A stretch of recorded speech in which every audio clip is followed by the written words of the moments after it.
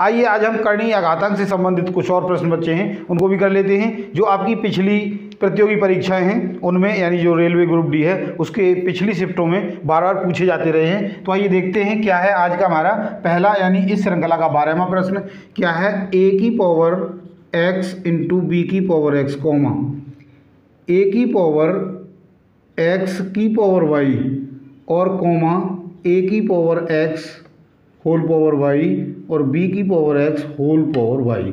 इसको सॉल्व करके हमने इन ऑप्शंस में ढूंढना है कौन सा सही है। तो देखो हमने बताया था कि यदि बेस अलग अलग हों और पावर सेम हो तो उनके बेस का गुणा हो जाता है। तो यहाँ पर ये जो घातांक के बराबर है तो क्या हो जाएगा a b की पावर x, यानी बेसों का गुणा करके जो घातांक है ऊपर आ जाता है। घात का घात में गुणा हो जाता है, यानी a की पावर x y आ जाएगा। यहाँ पर भी घात का घात में गुणा होगा, अर्थात a की power x y into B की पावर एक्स वाई।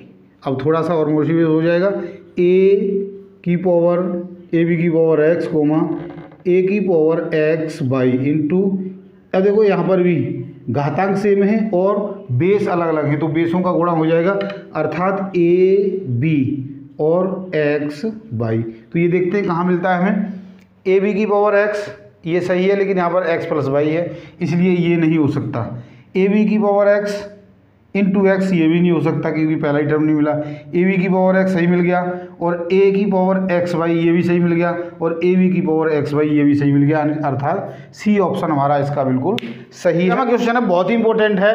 क्या दिया है? 4 की पावर 2x माइनस 2 की पावर 2x और बराबर 12, तो x का मान। अब देखो यहाँ पर क्या है, कांस्टेंट पर वेरिएबल की पावर है, यहाँ पर भी कांस्टेंट पर वेरिएबल की पावर है, जबकि आमतौर पर क्या होता है कि जो वेरिएबल होता है उस पर कांस्टेंट होता है, जैसे एक्स स्क्वायर होगा। तो यहाँ पर क्या ये वेरिएबल है और ये कांस्टेंट है, लेकिन यहाँ पर उल्टा दिया है। तो ध्यान से समझ लो, ऐसा सॉल्यूशन आपको कहीं नहीं मिलेगा। तो देखो क्या है, 4 की पावर 2x, 4 की पावर 2x माइनस 2 की पावर 2x बराबर 12। हम इसको क्वाड्रेटिक इक्वेशन बना के सॉल्व करते हैं। इसको हम लिखेंगे 2 की पावर 2 और इसकी पावर 2x माइनस 2 की पावर 2x बराबर 12। अब ये आपस में गुणा हो जाते हैं तो हम इसको लिखेंगे 2 की पावर 2 इंटू 2x माइनस 2 की पावर 2x बराबर 12। अब हम इसको ऐसे लिख सकते हैं 2 की पावर 2x और इसको बाहर लिख सकते हैं और 2 की पावर 2x बराबर 12, यानी इसका गुणा करेंगे तो यही आएगा। अब हम इस 2x को और इस 2x को क्या कर लें, माना 2 की पावर 2x बराबर a मान लिया हमने। अब इसको क्या लिखेंगे, a स्क्वायर माइनस a और ये इधर आ जाएगा माइनस के 12 बराबर 0। अब ये क्या हो गया, हमने वेरिएबल्स पर कांस्टेंट की पावर में इसको कन्वर्ट कर लिया। अब ये क्वाड्रेटिक इक्वेशन बन गया। अब हमने क्या करना है, 12 के ऐसे फैक्टर करने हैं कि घटाने पर माइनस का 1 आ जाए। तो 12 के 4 तिये 12 आएगा और 4 में से 3 घटाओगे तो 1 आ जाएगा, अर्थात यही हो गए ए स्क्वायर माइनस के 4a और प्लस के 3a माइनस के 12 बराबर 0। तो यहाँ पर कॉमन क्या है a, अर्थात a माइनस 4 बचेगा। यहाँ पर कॉमन क्या है 3 प्लस का, अर्थात a माइनस 4 बचेगा बराबर 0। तो a प्लस 3 और a माइनस 4 बराबर 0। अब हम इनको बारी बारी से वैल्यू निकाल लेंगे, यानी a प्लस 3 बराबर 0, तो a की वैल्यू क्या आ जाएगी माइनस की 3 और a माइनस 4 बराबर 0, a माइनस 4 बराबर 0, तो a की वैल्यू क्या आ जाएगी 4। हमें a की वैल्यू क्या मिलेगी 4। हम इसको नेग्लिजिबल मानेंगे क्योंकि ये माइनस में है। अब हमने a को क्या माना था 4, तो यहीं रख देंगे 2 की पावर 2x बराबर a की जगह हमने 4 निकाल लिया। अब इसको क्या करेंगे 2 की पावर 2x बराबर इसको 2 की पावर 2 मानेंगे। तो देखो बेस सेम हो गई तो इनको हम तुलना करने पर बेस सेम है तो इनकी घातें बराबर होंगी, अर्थात 2x बराबर 2, यानी x बराबर 2/2, अर्थात x की वैल्यू हमें क्या मिल गई 1। अब हम देखते हैं यहाँ पर हमारा ऑप्शन हमें कहीं है a की वैल्यू 2 दी है, देखते हैं कुछ शायद गलत लिख गया है, यानी d है वो 1 है।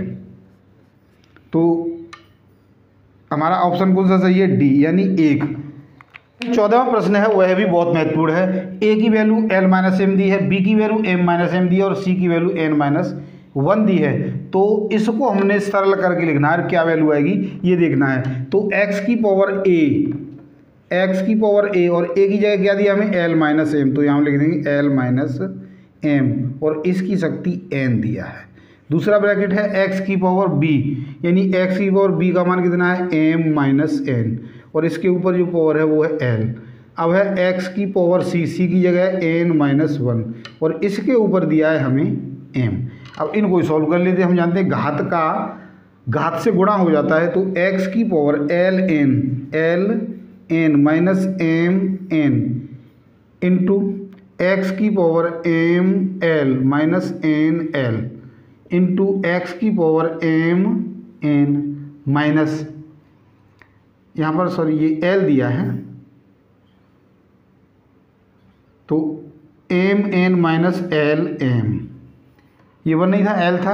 अब हम इसको सॉल्व कर देंगे, सारी घातें जुड़ जाएंगी तो l n minus m n plus m l minus n l plus m n और माइनस l m।